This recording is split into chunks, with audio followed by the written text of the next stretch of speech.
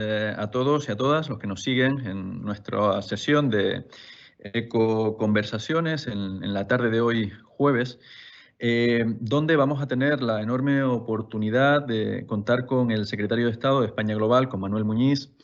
Y estas sesiones que forman parte repito, de estas ecoconversaciones, fruto de la estrategia aprobada por la Comisión Ejecutiva Federal el pasado 11 de mayo, que dio luz verde al Plan de Transformación Ecológica y Digital del Partido Socialista Obrero Español.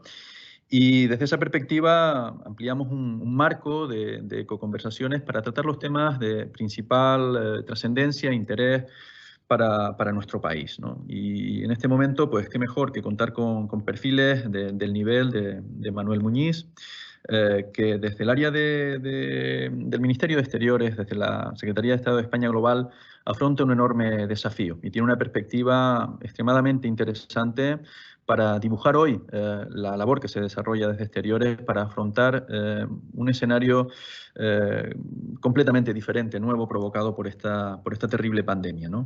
En una semana que ha estado principalmente marcada por el acuerdo alcanzado en el Eurogrupo, en el Consejo Europeo, con un importante, yo diría que trascendental acuerdo para el futuro del proyecto europeo, también para España, y ya no solo por los recursos, los no reembolsables, los 140.000 millones, no solo por eso, sino por el esfuerzo y el enorme ejercicio de responsabilidad que ha tenido el Consejo esta semana para afrontar de manera decisiva una trayectoria a la recuperación que ha provocado esta pandemia, de un apagón, de un frenazo en seco de la actividad económica. Y evidentemente para un país como España, el país más competitivo del mundo desde la perspectiva turística, el segundo país del mundo en el número de turistas, el segundo en gasto en destino por detrás de Francia y Estados Unidos respectivamente, pues afronta un enorme desafío de recuperación del espacio, de recuperación del prestigio, de la imagen y desde luego de posicionamiento. Y ahí pues nuestro invitado en el día de hoy, Manuel Muñiz, un hombre con una trayectoria notable, con una formación académica extraordinaria, licenciado en Derecho por la Complutense de Madrid y que después de diferentes másteres, tanto en el Instituto de Estudios Bursátiles como en la Kennedy School of Government, así como un doctorado también en la Universidad de Oxford, se ha desarrollado en los últimos años en el Instituto de Empresa, desarrollando una labor también ingente, pero digamos que su enorme desafío en este momento es coordinar, gestionar estrategias en el ámbito del Ministerio de Exteriores de España Global. Manuel se ha empleado en los últimos meses también en una estrategia de comunicación importante que ha sido la de la repatriación de españoles que se han visto bloqueados en países que por diferentes motivos se encontraban en el extranjero y que no ha sido una labor nada sencilla y que también seguramente le ha ayudado mucho a tener una perspectiva más ampliada, más completa de la realidad internacional, de las relaciones internacionales, Manuel, porque en la práctica también se conoce muy mucho y se detectan sensibilidades, digamos que especiales, ¿no? Hemos vivido pues, situaciones peculiares, por ejemplo, en América Latina, también en el ámbito de Europa, en otros países, ¿no? Pero bueno, yo creo que no voy a prolongar mucho más esta presentación. Creo honestamente que Manuel nos puede dibujar un escenario bastante enriquecedor de su perspectiva, del propósito y de la estrategia de España, de Europa y del contexto internacional después de esta pandemia, durante y esperemos que muy pronto estemos hablando ya de la post-COVID. Y sin más, darle la palabra y desde luego también reconocer la labor del equipo aquí en Ferraz, liderado por su gerente, por Mariano. Y Manuel, sin más, te cedo la palabra y estaré atento a tu intervención y a la aportación que nos hagas en el día de hoy. Muchísimas gracias. Muchas gracias, Héctor. Y gracias a todos por estar aquí, a los amigos del PSOE y del área internacional, por esta invitación y por este diálogo. Me comentaban al principio que se habían inscrito más de 1000 personas. No sé cuántos habréis asistido al final, espero que muchos. Yo siento decepcionaros porque me imagino que pensaríais que era Manuel Muñiz el defensa del Sporting, ¿no? Que había un deportista y os habéis encontrado con que era otro Manuel Muñiz. Bueno, voy a hacerlo lo mejor que pueda y comentar con vosotros un poco cómo vemos el panorama internacional desde el Ministerio de Asuntos Exteriores y desde mi Secretaría de Estado, que desde hace unos cuantos meses desde que yo me incorporé, incluye la Dirección General de Estrategia y de Prospectiva del Ministerio, y que por lo tanto tiene la responsabilidad de configurar las líneas estratégicas del Ministerio, tanto a una cierta altura, que es básicamente la estrategia de acción exterior, una estrategia que estamos en pleno momento de configuración sobre tecnología y orden global, que va a estudiar el efecto y el impacto de la tecnología en las relaciones internacionales y va a analizar cómo debe eso darle forma a la actuación de España. O sea, estas piezas estratégicas más elevadas a una serie de notas estratégicas que elaboramos que sí que inspiran la acción del Ministerio más en el corto y en el medio sobre temas importantes. En la parte de prospectiva, y con esto quería empezar, y por cierto, esto yo creo que es un tema interesante para todos los que estáis interesados también en las relaciones internacionales, es que cada vez es más importante poder dibujar tendencias hacia adelante y anticiparlas y prepararse para ellas. Esto no son ejercicios de predicción, son ejercicios de construcción de escenarios y de preparación para distintos escenarios. Cada vez es más importante porque al acelerarse la velocidad de transformación de nuestras sociedades y de las relaciones internacionales, eso hace que el mero estudio del pasado o del presente se quede corto a la hora de luego construir capacidad de reacción, ¿no? Y tenemos que desarrollar una verdadera ciencia de la anticipación, incluso dentro de la administración. Eso es lo que estamos intentando hacer con una dirección general que incorpora competencias de prospectiva, y es lo que intentamos hacer al principio de esta crisis sanitaria, que va a convertirse, se está convirtiendo, está mutando, ¿no?, en una serie de manifestaciones que constituyen una crisis económica, social, de muchos aspectos.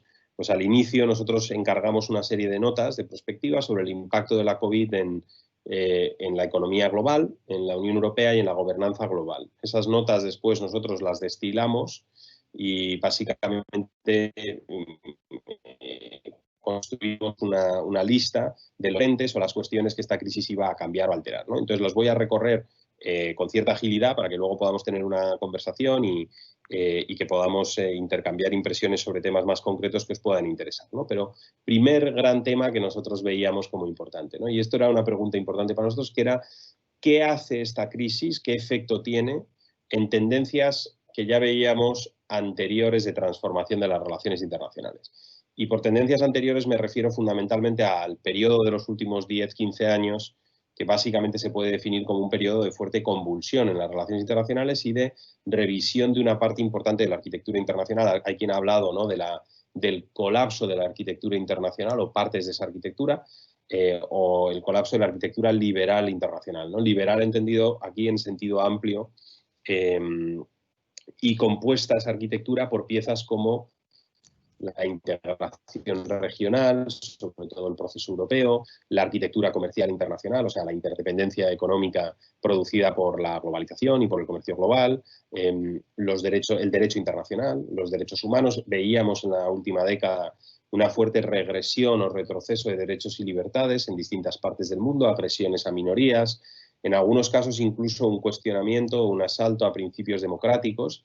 Esto se producía dentro de países occidentales liberales, lo cual hace que el momento fuese tan extraordinario, ¿no? Entonces, si uno sumaba todas esas notas de ese concierto, ¿no?, de las relaciones internacionales, eso parecen notas disonantes y extrañas, ¿no? De repente son algunas cuestiones que nos generan preocupación en el Reino Unido con Brexit, en Estados Unidos con las elecciones presidenciales del 16, en algunos países europeos, ¿no? Pero si uno sumaba todas estas notas, lo que esto dibuja es una sinfonía de revisión de la arquitectura y de esa regresión que os comenté antes de derechos y libertades. Eso a nosotros, por cierto, nos genera una enorme preocupación. De hecho, en nuestra estrategia de acción exterior ya veréis que España se posiciona claramente en contra de estos procesos de ascenso del nacionalpopulismo, ¿no?, que al final es tal vez la manifestación política más evidente de estas tendencias. Por lo tanto, la pregunta que nos hicimos al empezar estos papeles de prospectiva era si esta crisis aceleraba estas tendencias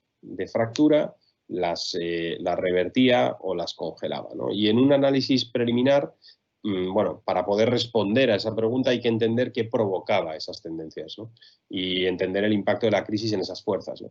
Nuestra tesis de partida aquí era que esas tendencias venían producidas por muchos factores, pero uno fundamental, que es de naturaleza socioeconómica y que tiene que ver con el efecto de la transformación tecnológica y de ciertos aspectos de la globalización en las rentas y la distribución, la generación y distribución de rentas dentro de nuestras sociedades y la lenta pero bastante constante erosión de nuestras clases medias en los últimos 20-30 años. Esto es así en la mayoría de las economías avanzadas. Tenemos bastante evidencia de que se está produciendo esa precarización del medio por distintos factores, con un aumento, una congelación de rentas, en algunos casos decrecimiento de rentas en el medio de la distribución, o sea, en empleos rutinarios de bastante cualificación. O sea, en este sentido este proceso de transformación del modelo económico y laboral es bastante único, porque estamos viendo una precarización de puestos relativamente sofisticados y que requieren formación. Y ese vaciado del medio de nuestra distribución económica estaba produciendo o produce el vaciado del centro del espectro político. Están fuertemente correlacionadas estas dos fuerzas, ¿no? Te produce una polarización política y es esa polarización y esa ganancia de los extremos políticos lo que estaba produciendo en el agregado, en el ámbito internacional, fuerzas políticas que lo que buscaban era alterar, transformar o sustituir o destruir una parte importante de la arquitectura internacional preexistente. Entonces, la pregunta es, ¿la COVID esto lo acelera o no? Y en un análisis preliminar, la verdad que la conclusión es que parece que sí, ¿no? Que tiene un efecto de aceleración. ¿Por qué digo que sí, ¿no? Porque si no se gobierna bien tanto la gestión sanitaria como la salida de la crisis, es evidente que la enfermedad tiene una incidencia mayor y unas consecuencias más severas para ciertos, no solo sanitarias, ¿no? También socioeconómicas para colectivos ya de por sí frágiles o vulnerables, ¿no? Colectivos que tienen dificultades para acceder a servicios sanitarios, tal vez por donde viven. Sabemos que la destrucción de empleo, por ejemplo, se concentra fundamentalmente en empleo de corta duración o precario. Unas 2/3 partes del empleo que se desplazó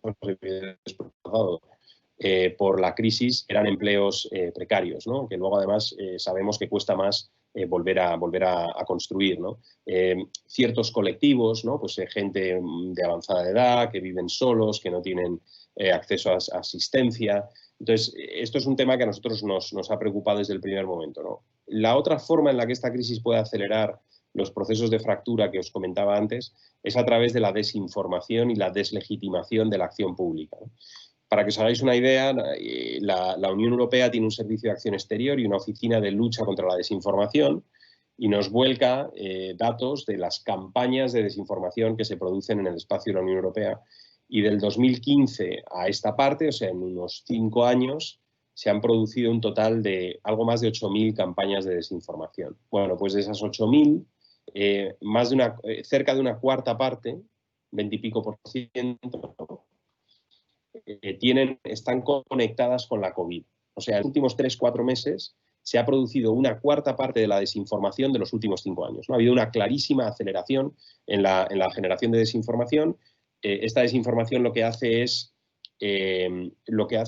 producir un cuestionamiento de la gestión sanitaria, de la legitimidad de la acción pública. En algunos casos hay auténticas teorías sobre la voluntad de las administraciones públicas de gestionar negligentemente la crisis, o sea, que hay dolo en la gestión sanitaria. Bueno, una serie de tesis que lo que sabemos es que lo que buscan es erosionar la legitimidad institucional, que por cierto es el objetivo último de las campañas de desinformación, ¿no? Lo que buscan no es avanzar un mensaje concreto o una cosmovisión, ¿no? Sino que lo que buscan es que terminemos no creyendo en nada, ¿no? Desprestigiar a las instituciones de intermediación, a los partidos políticos, al gobierno, a los medios de comunicación.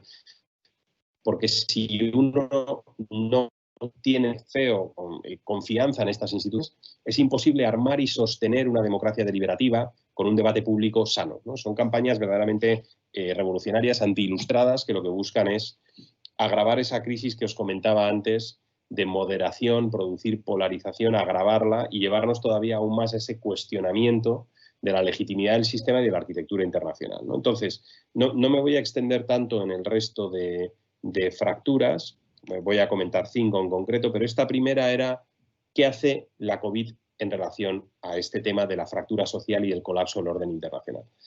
¿Qué concluimos de la forma que os acabo de decir y qué implicaciones tiene eso para nuestra política exterior? Es muy evidente. Básicamente lo que concluimos es tenemos que gestionar la crisis y su salida con una fuerte visión social y una conciencia de los colectivos vulnerables. Esto no se pueden repetir cosas que produjeron en la anterior crisis gorda, ¿no? La del 2007-2008, en el que la respuesta produjo claros ganadores y perdedores, ¿no? En la respuesta a la crisis financiera y de deuda soberana. Y segundo, nos hace falta un momento de reconstrucción económica profundo, ¿no? Y de transformación de modelo. España, esto lo ha planteado desde el primer momento, el presidente del gobierno habló de un plan Marshall para intentar capturar esta idea de reconstrucción, y ese plan para España tiene dos dimensiones.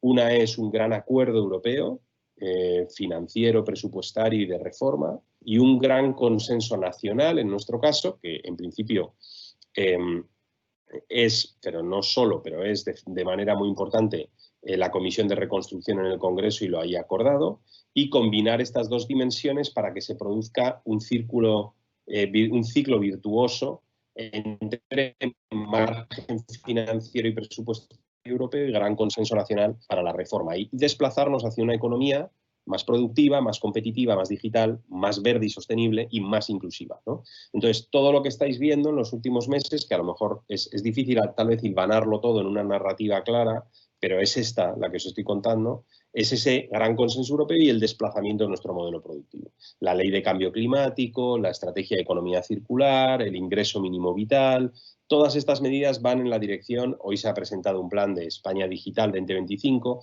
van en la dirección de fortalecer la pieza digital, la de descarbonización o la de inclusión. Entonces, bueno, ahí tenéis una valoración de este estudio de prospectiva y nuestra reacción. Segundo tema, segundo eje, ¿no?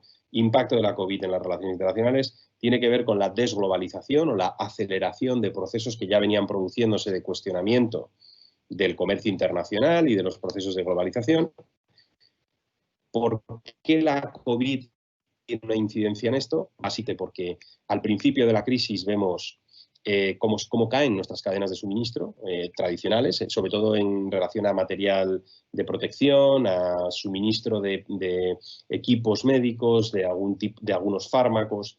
Entonces, eso nos hace plantearnos si teníamos una sobredependencia en algunas cadenas de suministro, ¿no? Entonces, se está empezando un debate en Europa sobre autonomía estratégica, ese es el término que se está utilizando, pero la pregunta que subyace es si somos capaces de enfrentarnos a shocks externos, como es esta pandemia, futuros, con mucha más resiliencia de nuestras cadenas de suministro y de valor, ¿no? Eso se puede hacer sometiendo a tus cadenas de valor a test de estrés, por ejemplo, hay metodologías que te permiten hacerlo, simulas, ¿no?, crisis globales y intentas evaluar el impacto que tiene en tu capacidad de suministro. Hay quien lo hace a través de generación de redes de estocaje estratégico, crear stocks estratégicos, o se puede hacer identificando industrias y servicios críticos y teniendo protocolos para movilizar a esos sectores para la producción de material crítico, ¿no? Imaginaros, nosotros tenemos una industria textil importante, no mucho se produce aquí, pero una parte sí, tenerla identificada y en el caso de que haga falta equipo de protección o mascarillas o lo que fuere, tener protocolos que se activen y rápidamente movilicen producción, ¿no? Entonces, ahí hay un debate interesante sobre autonomía estratégica y tiene una dimensión además digital, este es el último comentario sobre esto que os hago, que es que si lo pensáis, una parte importante de la gestión de esta crisis ha pasado por desplazar lo que era analógico al espacio digital, ¿no? Bueno, esta misma conversación, ¿no?, que tiene lugar en una plataforma en Teams, ¿no? Aquí hay un tema que a nosotros nos genera una cierta inquietud, que es que en ese ecosistema digital Europa tiene menos peso del que debería. Los sistemas operativos de móviles no son europeos, los más importantes del mundo, la nube no es europea, las infraestructuras de datos, las redes, sobre todo el 5G y otros, en principio los más competitivos todavía no son europeos. Como os decía, esta misma plataforma que nos convoca, ¿no? Entonces, esta crisis abre un debate sobre autonomía, ¿no?, sobre nuestra capacidad para responder autónomamente ante crisis como esta, sin dependencia sobre cadenas de valor o tecnologías distintas de las europeas, ¿no? ¿Qué hemos hecho ahí? Os lo digo en una frase. Hay una iniciativa a la que España, de la que España forma parte. Hubo una carta del presidente del Gobierno a la Comisión Europea y un proyecto para generar una estrategia europea de autonomía estratégica, ¿no? Y eso lo hemos firmado junto con Francia, Alemania, Dinamarca, Grecia, un grupo de países es público. Si queréis, luego podemos entrar en qué va a significar eso. Bueno, tercer tema, ¿no? Fractura social, desglobalización. El tercero es impacto en movilidad de esta crisis. Pronto, muy temprano en esta crisis, cuando empezamos a estudiar los casos de Asia Oriental, Hong Kong, China, Singapur, Corea, Japón, vimos que esta crisis pasaba de ser una crisis de salud y pronto se convertía en una crisis de movilidad dentro de los países y movilidad internacional, ¿no? Porque los países empezaban a implementar fronteras muy severas y demás. Eso a España le plantea un problema enorme por nuestra dependencia del sector turístico, ¿no? La escala de nuestro sector turístico, pero también plantea retos en otros campos, ¿no? Y sobre todo en ciertas cadenas de valor que dependen de la movilidad de personas, ¿no? Proyectos de infraestructura, consultoras, bueno, hay todo tipo de... la industria misma del transporte entero y de la logística también depende de la movilidad de personas, ¿no? Entonces, España aquí, ¿qué hizo, ¿no? Sobre esta realidad? Nosotros montamos un grupo de trabajo y empezamos muy pronto en el proceso de la desescalada a reflexionar de cómo podíamos restituir con seguridad sanitaria, pero con agilidad, partes importantes de esa movilidad. Y el resultado ha sido, como sabéis, la apertura de la movilidad con Europa, con la Unión Europea y Schengen, donde ya se ha restituido la plena movilidad. Uno se puede mover por el espacio Unión Europea y Schengen, entrar en España con origen en esos países sin ningún problema, y hemos establecido unos mecanismos conjuntos con el resto de socios europeos para abrir la frontera exterior con terceros países. Bueno, cuarto tema, gobernanza de salud global, ¿no? Esta crisis pone de manifiesto dos cosas. Uno, lo importante que es la gobernanza de salud global, porque una pandemia es un caso de libro de un bien público global. La salud es un bien público global. Eso significa que o proveemos todos o todos salimos mal parados, ¿no? Y una pandemia es el caso perfecto de esto, ¿no? O sea, si nosotros no conseguimos que se erradique esta enfermedad en la totalidad de la geografía del mundo, seguiremos estando expuestos a la importación de casos a través de nuestra frontera y también a la posibilidad de que mute en terceros lugares, por ejemplo, y vuelva con otras características que a lo mejor hagan ineficaces nuestras vacunas o nuestros medios de control de los contagios, por ejemplo, ¿no? Entonces, España tiene un interés marcado, España y todos los países, de que la Organización Mundial de la Salud y de que la ONU y de que las organizaciones internacionales tengan fuertes competencias y capacidad presupuestaria y de personal para gestionar esto y ayudar a la totalidad de la comunidad internacional de salir adelante, ¿no? Pero, por otra parte, la crisis puso de manifiesto la debilidad de una parte de esa arquitectura internacional de gobernanza. La mayor respuesta a esto la dieron los estados en una primera instancia, la respuesta financiera, la respuesta de salud, el control de fronteras, todo eso parecía anunciar la vuelta del Estado, ¿no? Y sin embargo nosotros que eso es cortoplacista, era necesaria esa intervención, pero no suficiente.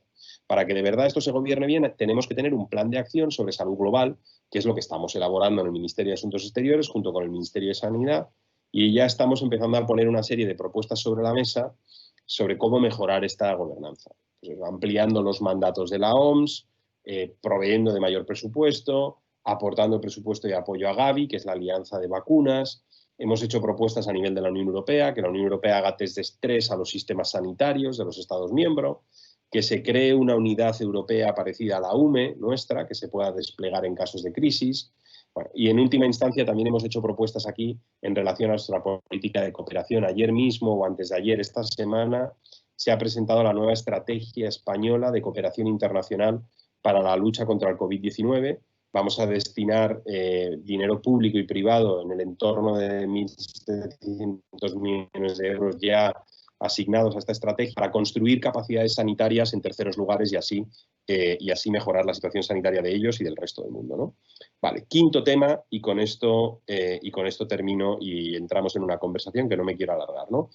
Esta crisis nos parecía en su origen, y creo que se está confirmando, por desgracia, agrava la tensión geopolítica entre China y Estados Unidos y la dota de una capa adicional, ¿no? Si ya veníamos viendo una tensión fuerte en el ámbito comercial, en el ámbito de la seguridad en algunas partes de Asia y de Asia Oriental, en el ámbito tecnológico, bueno, esta crisis le otorga una dimensión adicional, que es la sanitaria, y la principal víctima de esa colisión ha sido la Organización Mundial de la Salud, con el abandono de Estados Unidos de la OMS, y le da también una dimensión reputacional a esa colisión, con una batalla de atribución sobre la responsabilidad de la extensión de la enfermedad, ¿no?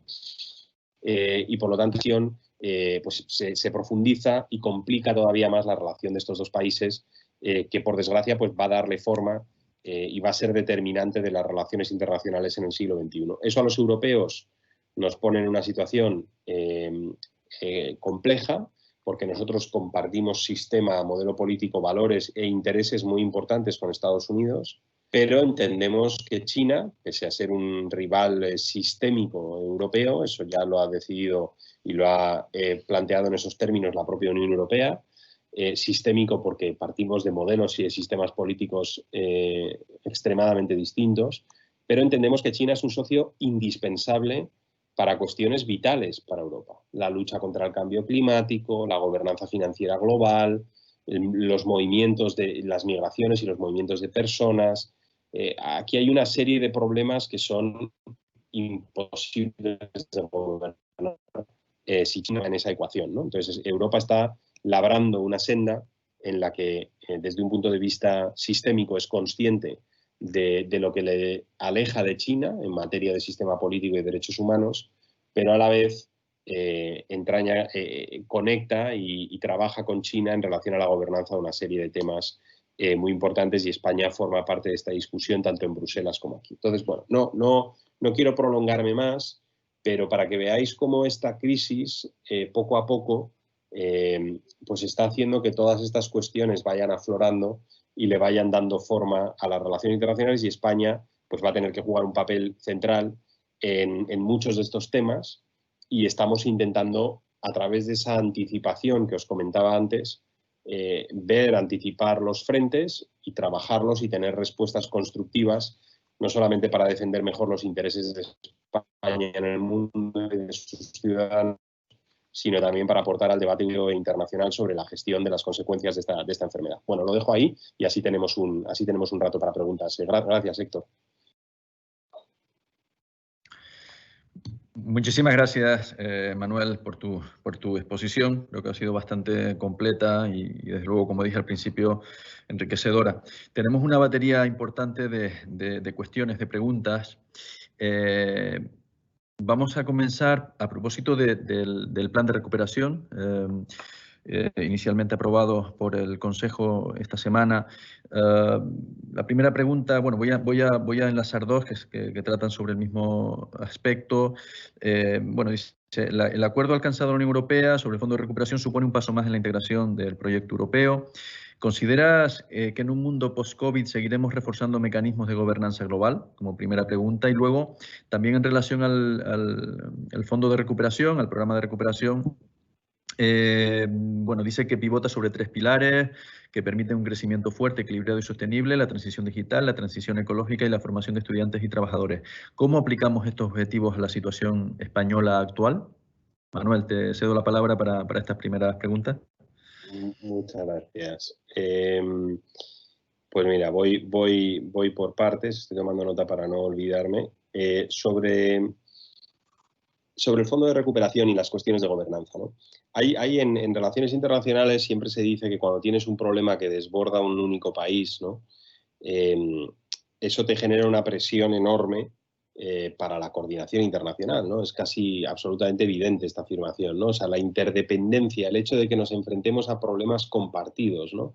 Originados y sufridos en distintos lugares, ¿no? Y por distintos países. Esto lo que hace es que te suele desbordar los mecanismos de gobernanza nacionales y te pide respuestas comunes. La respuesta europea de esta semana es tal vez la manifestación más evidente de esto, ¿no? Este es un shock externo, no se origina en la Unión Europea, es un shock bastante simétrico en el sentido de que golpea a todos los miembros en mayor o menor medida dependiendo de muchos factores. Pero además, esto no se debe hacer una foto fija, esto es una foto dinámica, ¿no? Entonces no sabemos qué países se van a ver más o menos afectados en la totalidad de la pandemia, ¿no? Por ahora tenemos la foto fija de los que se han visto afectados hasta la fecha, ¿no? Entonces es simétrico y es exógeno, ¿no? Y esto pide una respuesta común.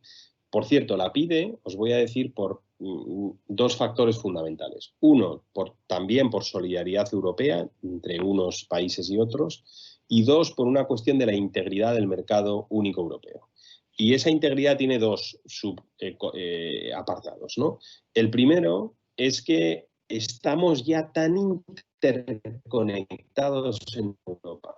Tenemos tanta dependencia de cómo le va económicamente a otros países, porque nuestras empresas exportan, importan, etcétera, que es casi tan importante para Alemania hacer inyecciones presupuestarias en sus propios territorios que hacerlas en terceros territorios de la Unión. Y este es un tema que lo tenemos que entender entre todos, ¿no? O sea, ya estamos tan unidos económicamente que hay un interés generalizado en que la recuperación sea fuerte, rápida en la totalidad del territorio de la Unión. Esto es una consecuencia de la integración económica.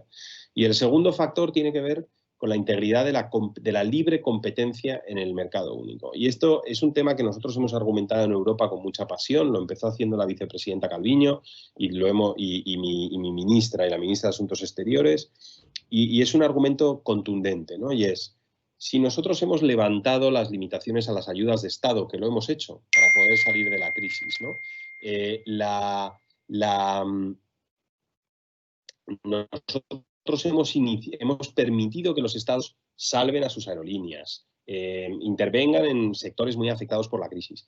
Pero a la vez, los distintos estados de la Unión tienen distintos márgenes fiscales, porque tienen deudas públicas de distinta escala, distinta capacidad financiera.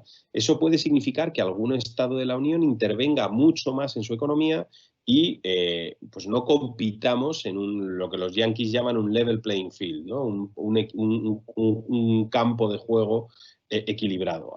Por ejemplo, el gobierno alemán inyecta 10.000 millones en Lufthansa y a nosotros automáticamente pues nos llaman Iberia, Air Europa y nuestras aerolíneas y nos dicen, oye, ¿y vosotros? Y a lo mejor nuestra respuesta pues no, era que no teníamos la capacidad de hacer eso. Hoy vamos a tener la capacidad de ayudar a nuestras empresas de manera equitativa, ¿no?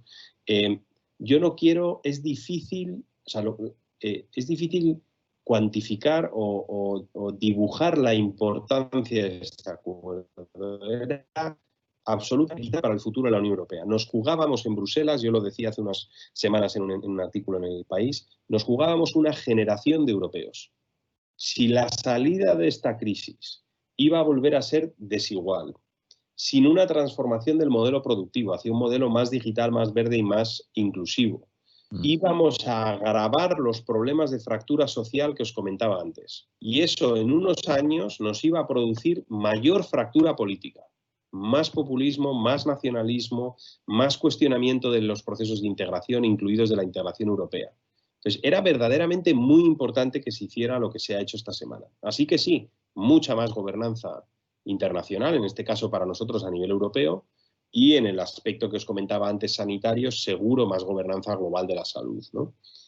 Segunda pregunta, sobre el plan de inversiones, muy rápido, bueno, no quiero ser extenso. España está haciendo ya a día de hoy, estamos trabajando en la elaboración de un plan de inversiones, que es lo que se va a presentar a la Comisión Europea, previsiblemente en el otoño, todavía se tienen que fijar los plazos y el calendario. Ese plan de inversiones va a recoger los proyectos que el Gobierno de España, sus comunidades autónomas, que España querría ver financiados con cargo al plan de recuperación que se acaba de lanzar, del cual a España le corresponden las cifras que decía Héctor anteriormente, unos 140.000 millones, de los cuales unos 70 y pico mil millones van a ser contribuciones directas a gasto e inversión para financiar los proyectos que incluyamos en ese plan de inversiones. Solo para que os hagáis una idea de la escala de lo que estamos hablando, el plan de recuperación prácticamente dobla la escala del marco financiero plurianual de la Unión Europea. O sea, de un plumazo hemos doblado la capacidad financiera y de impacto de la Unión Europea. El plan financiero cubre muchos años de presupuesto de la Unión.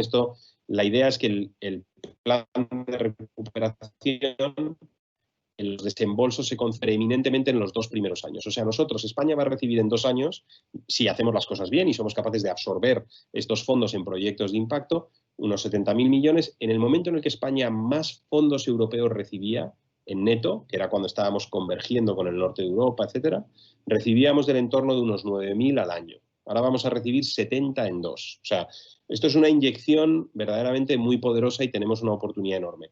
La clave va a ser ese plan de inversiones y la clave va a ser nuestra capacidad para, una vez presentado ese plan, poder configurar consorcios y mecanismos público-privados y otros para absorber esos fondos e implementar esos planes de digitalización, economía circular y otros. Pero estamos ya trabajando en ello y España va a presentar un plan ambicioso, alineado con los objetivos que ha planteado la Unión Europea, que por cierto están totalmente alineados con los nuestros como gobierno y como país, me atrevería a decir. Muy bien, Manuel, muchas gracias. Seguimos con algunas preguntas, algunas cuestiones importantes.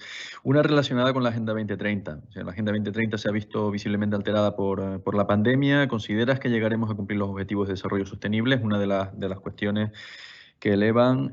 Otra es si somos conscientes del potencial de la economía digital en un país como España. Y por último, una relacionada con el mercado laboral y el impacto de la pandemia y las perspectivas en cuanto al empleo juvenil, en este caso especifican con grados universitarios. Y también, evidentemente, el vínculo de la generación de empleo y de la actividad económica con el plan de recuperación aprobado en el día de ayer. Tengo que decir que este plan también ahora tiene que ser aprobado por los parlamentos de los Estados miembros y definitivamente por el Parlamento Europeo. Manuel, te cedo la palabra con estas tres cuestiones y seguimos avanzando en las preguntas. Muchas gracias. Son muy buenas todas las preguntas. Así que gracias por vuestras consultas. Sobre la Agenda 2030, estamos avanzando en varios frentes. Hay una serie de evaluaciones que se hacen de la Agenda 2030 y son, en algunos casos, razonablemente optimistas. Nos estamos acercando a algunos de los objetivos, otros no. Hay que entrar en una granularidad, pero son alcanzables los objetivos de la Agenda. Lo que creo que es muy importante en los plazos, yo soy optimista y creo que son alcanzables, tenemos que ser conscientes de que nos quedan pues el entorno de una década, ¿no? Y se aprobó con algo más de tiempo para cumplir los objetivos, pero lo que creo que es muy importante es que entendamos que la Agenda 2030 es la respuesta de la comunidad internacional a la fractura social y económica que comentaba antes, ¿no? Esta agenda, algunos de nosotros hemos hablado en los últimos años de la necesidad de un nuevo contrato social, ¿no? Estas tendencias que os comentaba antes de estagnación de rentas, precarización, explosión de la desigualdad en nuestros países, pedían un nuevo contrato, ¿no? Que era el empleo, el porvenir, que la gente pudiera mirar al futuro con optimismo, ¿no? Que era un tema que esta incertidumbre extrema estaba provocando una fractura de ese contrato. Pues la Agenda 2030 es ese contrato. O sea, es una respuesta muy ilustrada, yo creo, de la comunidad internacional, diciendo ese nuevo contrato tiene un componente de sostenibilidad medioambiental, tiene un componente de protección y acceso a recursos naturales, tiene un componente de empleo, tiene un componente de género y de igualdad y de protección de las minorías, por cierto. Es eso, ¿no? Entonces yo creo que tenemos que hacer una apuesta muy significativa por la agenda. Hago aquí un apunte para venderos nuestro libro, ¿no? O para vender el libro del gobierno un momento, pero es que creo que esto ha sido acertado. Si lo pensáis, las vicepresidencias de este gobierno ya estaban alineadas con estos objetivos que está planteando Europa y que en gran medida recoge la Agenda 2030. Nosotros tenemos una vicepresidencia de Agenda 2030 y básicamente de cuestiones relacionadas con la inclusión y la igualdad. Tenemos una vicepresidencia económica con la agenda digital, que ahora entro porque ya sé que era la segunda pregunta, y tenemos una vicepresidencia de transición ecológica y de temas de sostenibilidad, ¿no? O sea que ya estaba esto en el ADN. Esto tampoco creo que sea exclusivo de este gobierno, ¿no? Por eso decía que yo creo que estos son objetivos también de país, ¿no? Pero el gobierno los ha recogido y los ha incorporado incluso en su propia estructura.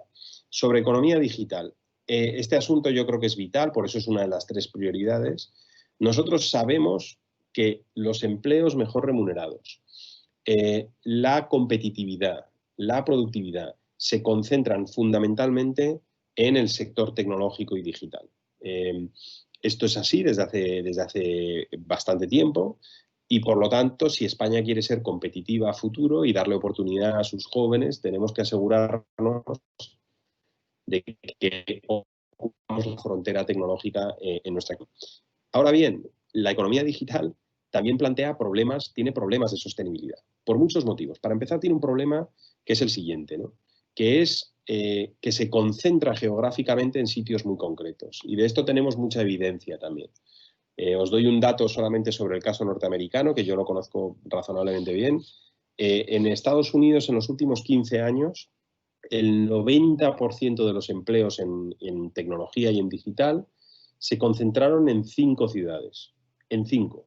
Eso significa que es que el resto del país prácticamente no vio crecimiento en estos empleos. Entonces, la economía digital tiene una pulsión centralizadora en términos geográficos que yo creo que está produciendo efectos como el que tenemos en nuestro país de la España vaciada, ¿no? El vaciado de la periferia en beneficio de estas ciudades grandes, que son donde se concentran el talento, el conocimiento, la transferencia, el emprendimiento. Entonces, no vale solo con apostar por la economía digital. Hay que asegurarse de que la economía digital es inclusiva también en términos geográficos, ¿no? La economía digital también nos plantea un reto fiscal enorme. Tenemos dificultades para tener tracción fiscal sobre la actividad digital. De hecho, una parte importante de los beneficios de las grandes empresas tecnológicas no se gravan, ¿no? Cómo se gravan las actividades de empresas más tradicionales, ¿no? Ahí España forma parte de una iniciativa en la OCDE para desarrollar un nuevo marco fiscal de las empresas digitales, ¿no? Os pongo un último ejemplo de problema en la economía digital. La economía digital tiene una pulsión también monopolística o oligopolística, ¿no? Que es crear estos gigantes que dominan sus mercados. Y eso nos plantea un problema de competencia, ¿no? Entonces tenemos que reinventar las normas de competencia para asegurarnos de que no hay monopolios o oligopolios, ¿no?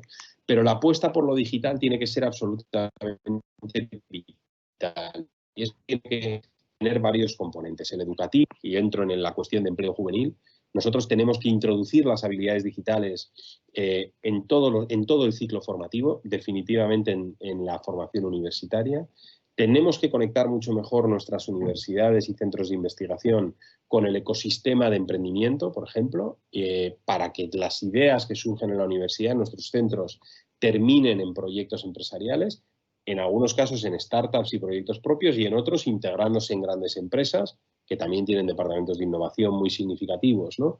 Entonces, yo haría una enorme apuesta por esto en nuestro país. Lo vamos a hacer, como os digo, os recomiendo que le echéis un vistazo al plan que se ha presentado hoy, que es España Digital 2025, y donde podéis ver todas las propuestas que hay, y hay bastantes de formación y otras, ¿no? Y yo creo que cuando hablamos de empleo juvenil, esto es vital, que ese empleo tenga salidas a los sectores verdaderamente bien remunerados y de oportunidad en estos momentos que la mayoría de espacio.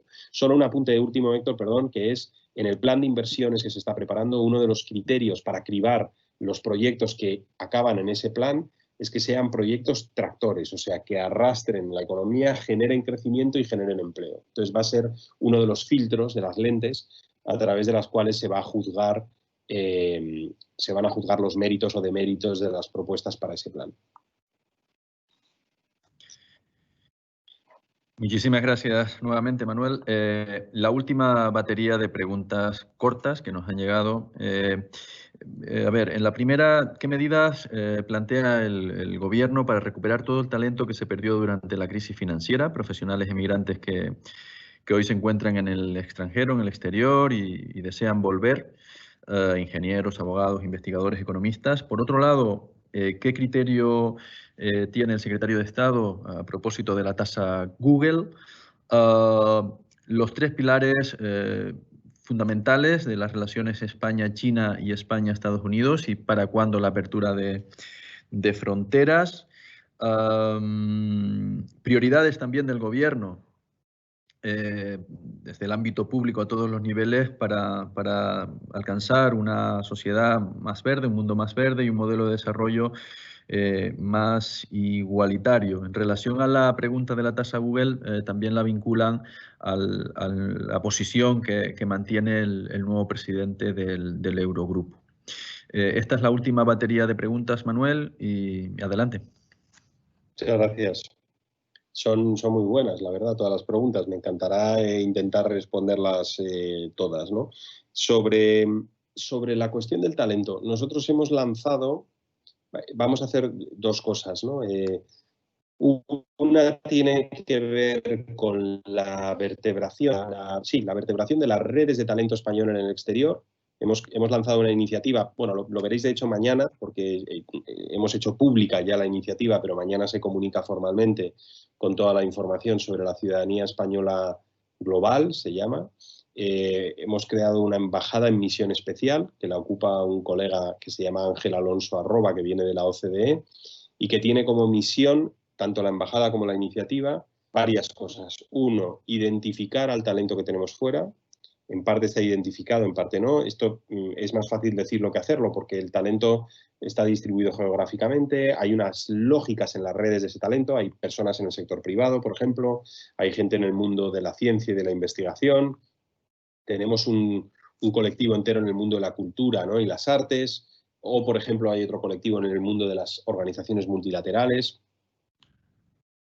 La idea es estructurar esos colectivos, identificarlos y conectarlos entre sí. En algunos casos hay redes ya constituidas que nosotros vamos a apoyar, en otros no. En otros hay que crearlas ex novo. Una vez identificados y conectados, lo que queremos hacer es conectarlos mejor con España y eso lo hacemos a través de la conexión con el entorno empresarial, con nuestros think tanks, con nuestros medios de comunicación, con la administración pública, que tiene una alta necesidad en algunos casos del talento que esta gente y de los conocimientos que esta gente tiene.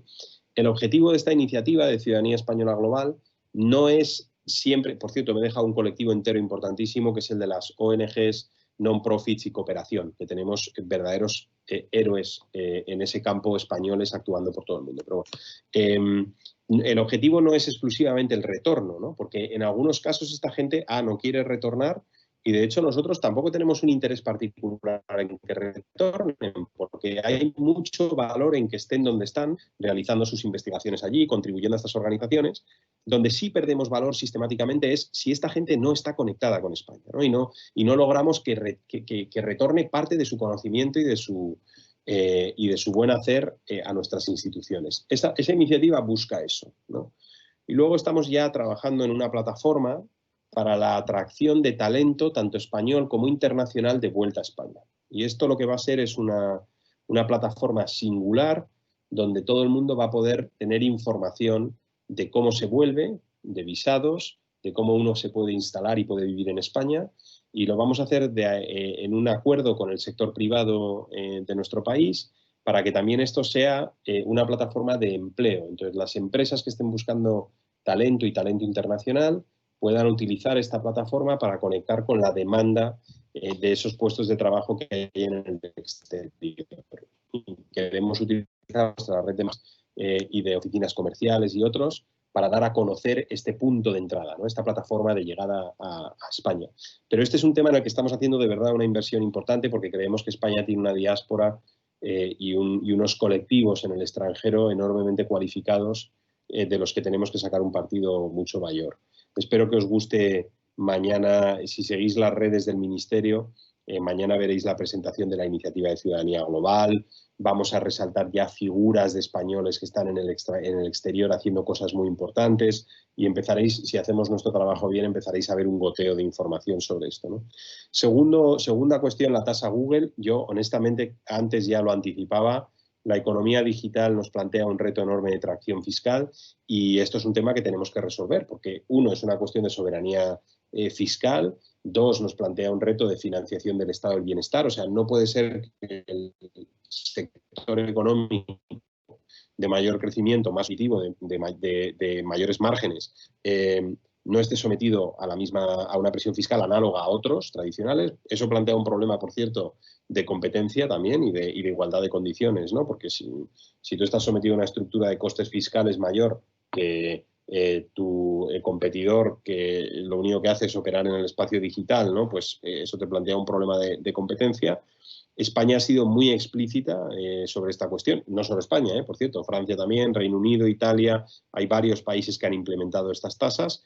Nosotros hemos dicho que está aprobada esta tasa, no estamos recaudándola porque lo que se ha planteado es una moratoria en la recaudación para darle la oportunidad a la OCDE de desarrollar la propuesta global de fiscalización de la actividad digital internacional. La OCDE está haciendo sus trabajos y la posición de España es que si la OCDE logra antes de finales de año esta propuesta, que nosotros somos optimistas y que se adopte por parte de todos, nosotros nos sumaremos al consenso internacional. Si ese consenso no se produce en el seno de la OCDE, España ya ha indicado que tiene intención de implementar su tasa sobre actividades digitales. Por cierto, el término tasa Google es en cierto modo incorrecto, ¿no? Porque y de hecho no ayuda al debate, ¿no? Porque parece insinuar que esto es una tasa que se plantea para una empresa concreta o un grupo muy concreto, en concreto además de un país determinado, en este caso Estados Unidos, y eso no nos ayuda porque no es lo que está planteando España. España está planteando una tasa para un tipo de actividad que se produce en su territorio, que en este caso es digital. En algunos casos esto grabará actividades de Google y en otros grabará actividades de muchas otras empresas, incluidas también empresas nacionales, ¿no? Entonces, a nosotros nos gusta mucho más hablar de marco impositivo para la actividad digital, ¿no? Sobre España y Estados Unidos, básicamente reforzar el mensaje que os comentaba antes. Yo creo que la relación China-Estados Unidos es la más importante del mundo en estos momentos y es la que va a determinar la geopolítica del siglo XXI. Como sabéis, hay toda una teoría, ¿no?, de las relaciones internacionales, se llama la trampa de Tucídides, ¿no?, que dice que cuando un país emerge en el orden internacional y sobrepasa en poder e influencia a un poder establecido, esa relación tiene que desembocar casi naturalmente en un conflicto, ¿no?, que es casi inevitable, ¿no?, en ese sorpaso que se produzca un conflicto. A nosotros eso nos parecería algo verdaderamente lamentable, ¿no? Esto, lo que queremos es que haya una relación de cooperación, de trabajo, de interdependencia económica y otras que es muy provechosa para todos. Entonces esperamos que esa relación se gestione de esa manera. Y para España, pues el planteamiento es el que os decía al principio, ¿no? Ser muy conscientes de las diferencias de modelo, ser muy conscientes de la cuestión de los derechos humanos en China y trasladárselo a nuestros interlocutores chinos cuando así corresponda, pero a la vez interactuar con China, sobre todo en el ámbito comercial y de gobernanza global, en temas muy importantes como el cambio climático y otros. Había ahí una derivada que era la cuestión de la apertura de fronteras, y esto pues lo voy a decir muy rápidamente también. Nosotros hemos fijado un procedimiento para la apertura de la frontera exterior, o sea, la frontera exterior a Unión Europea y Schengen. La europea, como sabéis, entre los socios europeos, como os decía antes, está abierta, pero para la frontera exterior lo que hemos fijado es un criterio epidemiológico y de seguridad sanitaria, que es que la circulación de la enfermedad en esos terceros lugares sea baja y análoga a la circulación en Europa, ¿no? Entonces, si la prevalencia de la enfermedad, que lo medimos a través de la tasa de ataque de la enfermedad, que es el número medio de casos en los últimos 14 días por 100.000 habitantes, es una básicamente de prevalencia, si se acerca a una cierta cifra, esos países entran dentro de la lista de aquellos con los que tenemos la frontera abierta. Esa lista se revisa cada 2 semanas en Bruselas, dentro de la red de las instituciones europeas y de la Comisión, y España participa en esa revisión. Por el momento Estados Unidos está fuera de la lista de países con los que tenemos la frontera abierta porque la prevalencia es alta. En el caso de China, la prevalencia es baja y análoga a la de la Unión Europea, pero se le ha excluido de la apertura por un criterio de reciprocidad, que es básicamente que ellos en estos momentos tienen una frontera muy severa para los europeos y un principio bastante común en las relaciones, sobre todo en relación a la movilidad internacional y sobre todo cuando estamos hablando de un país de la escala de China, es que operemos siempre con reciprocidad, porque si no te puede plantear hasta problemas de que nosotros estemos admitiendo ciudadanos chinos en la Unión Europea o residentes en China y que al retorno a China no puedan retornar, ¿no? Entonces, es importante cuando hay ese volumen de cambio que la reciprocidad se dé. El proceso está totalmente abierto en ambos casos y se va a someter a esta revisión bisemanal que os comentaba con anterioridad. La última se produjo el viernes de la semana pasada, pues en una semana y pico volveremos a tener una nueva lista. El número de países con los que hemos abierto la frontera ahora mismo en la Unión Europea son 13, salvo el caso chino, con el que se ha abierto, pero por reciprocidad no hay movilidad, o sea que estamos hablando de unos 12 países terceros. Último comentario rápido, porque sé que nos estamos quedando sin tiempo, que es sobre el modelo verde. Y el modelo verde se implementa haciendo las cosas que ya estamos haciendo. Si veis la ley de cambio climático, son leyes muy ambiciosas de descarbonización de la economía española, ¿no? A través de proyectos de economía circular, dirigiendo recursos de este plan de inversión, pues por ejemplo, para mejorar la eficiencia en el consumo energético en los hogares y en las empresas, que son operaciones importantes de reforma y de reestructuración de nuestras casas y de nuestras empresas, ¿no? Así que yo creo que tenemos que seguir haciendo estas cuestiones y avanzando esa agenda. Bueno, Manuel, pues muchísimas gracias por tu participación en el día de hoy. Lamentamos no poder dar respuesta a las numerosas cuestiones que nos han trasladado en este momento y después de desarrollar esta ecoconversación, conversación, pues se mantienen cerca de 800 personas. Es un importante número de participantes. Agradecerles a todos y cada uno de los que nos han acompañado en la tarde de hoy y trasladarles que retomaremos las conversaciones en el próximo mes de septiembre. Sin más, nos despedimos agradeciéndole nuevamente a Manuel y a todos los que han participado en el día de hoy y muchísimas gracias. Nos vemos en septiembre. Muchas gracias a todos y que tengáis un muy buen...